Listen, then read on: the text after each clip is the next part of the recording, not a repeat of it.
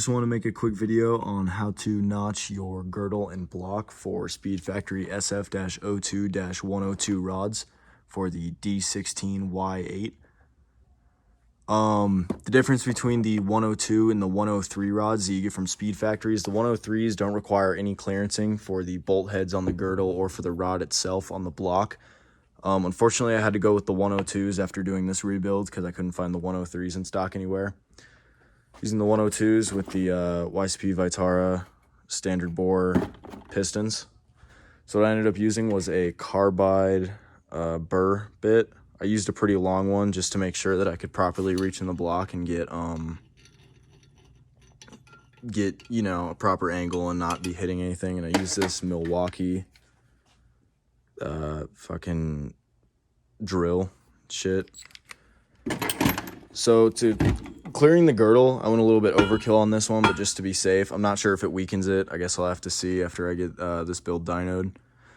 I went down to the casting mark on all of them, and then cut it out. And after realizing, I did this to another block that's actually in the car already, did this same thing, and after realizing, after rotating the crank to see clearances, the bolts actually sit like here. So really, you probably could get away with doing, you know, 2 millimeters just here. You don't even have to go all the way in with it. So that's how I did that, and then cleaned it up with a file. And then as for the block, I couldn't find any specifications on how much you need to take out or if there's any measurements you can follow. But for the block, I used this drill bit, carbide burr or whatever, and then I kind of just went in at an angle and went back and forth directly in the center, marked it out with a Sharpie. And then I went in, I don't know, maybe 1/8 of an inch or so on each one. And these all cleared.